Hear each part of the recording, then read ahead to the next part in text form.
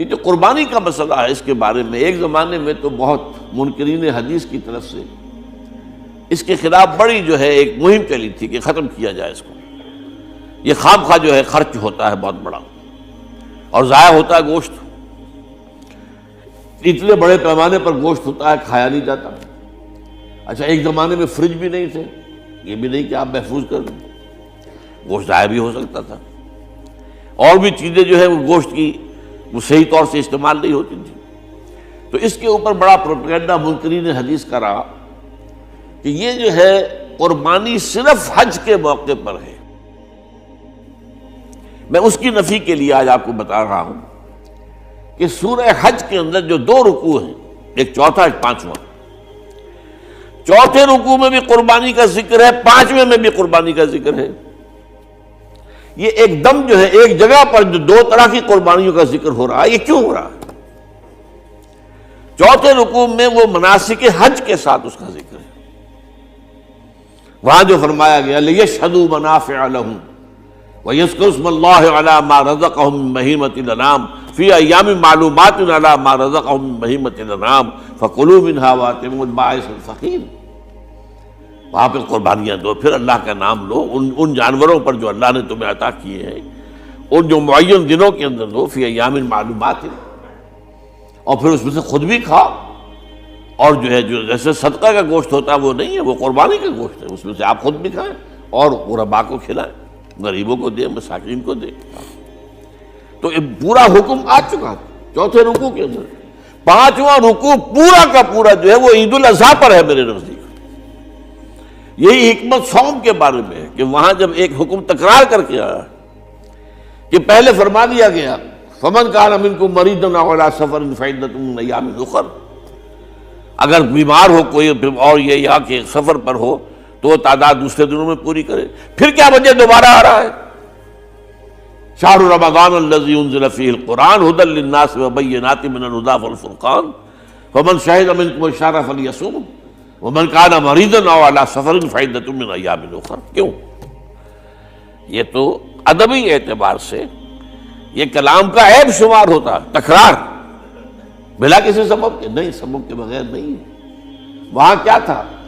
وہاں ان 2 رعایتوں کے ساتھ تیسری بھی شامل تھی کہ اگر صحیح ہو اور مقیم ہو پھر بھی روزہ نہ رکھو تو ایک مسکین کو کھانا کھلا دو۔ یہ رعایت ختم ہوئی ہے رمضان کے روزے کے ساتھ، اب رکھنا پڑے گا روزہ، اور اگر بیمار ہو یا سفر پر ہو تو ٹھیک ہے دوسرے دنوں میں پورا کرو، پورا کرنا لازم ہے اس کا۔ تو یہ چیز جو ہے یہ در حقیقت کسی وجہ سے ہوتی ہے۔ بالکل یہی بات ہے سورہ حج کے چوتھے رکوع کے اندر، وہ جو قربانی ہے حج کے ساتھ اس کا ذکر آ چکا۔ اب سنیے یہ جو آ رہا ہے، فرمایا وَلِكُلِّ أُمَّةٍ جَعَلْنَا مَنْسَكًا، ہر امت پر ہم نے ایک جو ہے قربانی کا معاملہ نازل وہ جو ہے فرض کیا ہے۔ میں نے چونکہ آج شروع میں کہا تھا کہ صوم اور حج میں کچھ مشابہتیں ہیں۔ دیکھیے صوم کا حکم بھی آیا تھا تو کس طور سے آیا تھا؟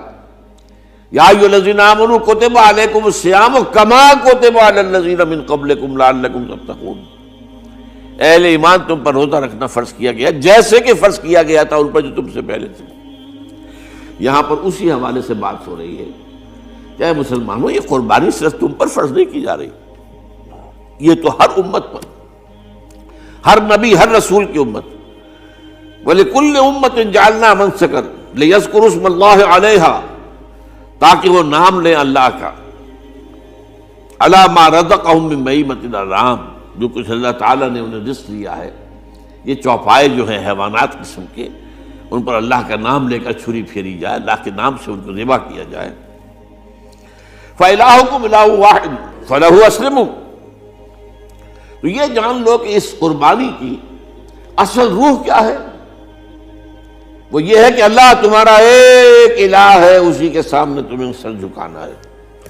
یہ روح تقویٰ اگر نہیں ہوگی تو یہ قربانی بے معنی ہو جائے گی۔ نماز و روزہ و قربانی و حج یہ سب باقی ہیں، تو باقی نہیں ہے۔